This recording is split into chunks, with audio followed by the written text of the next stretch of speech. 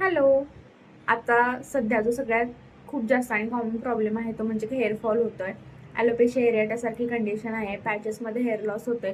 खूप सारे products use करून झालेत, पण प्रोडक्ट्स यूज करतोय तोपर्यंत रिझल्ट दिसतो. प्रोडक्ट स्टॉप केले की पुन्हा हेअर फॉल तेवढाच जास्त होतो. तर यासाठी होमिओपॅथीमध्ये कुठले मेडिकेशन्स आहेत? तर होमिओपॅथीमध्ये एक बेक्सनचा हेअर रिवायवर स्प्रे येतो.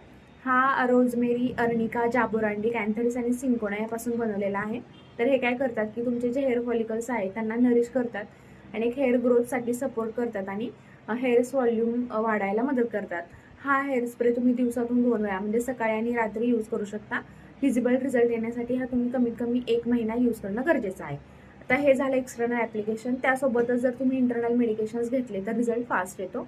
त्यामध्ये आहे रिक्वेस्टचा R89 नंबरचा ड्रॉप आहे. हा हेअर केअर ड्रॉप आहे.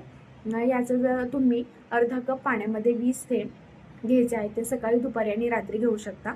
त्यासोबतच जर खूप जास्त हेअरफॉल झालेला आहे आणि ॲलोपेशिया एरियाटा यामध्ये काय होतं की पॅचेसमध्ये हेअर लॉस होतो आणि तिथे टक्कल दिसायला लागतं पॅचेसमध्ये. त्या ठिकाणी तुम्ही याचे 3 ते 4 ड्रॉप घेऊन तुम्ही ते मसाज करू शकता दिवसातून 1 वेळा. जर तुम्हाला हेअरफॉल जास्त प्रमाणात होत असेल तर तुम्ही बॅक्सनचं हेअर रिवायवर आणि त्यासोबतच R89चं हेअर केअर ड्रॉप यूज करू शकता. थँक्यू.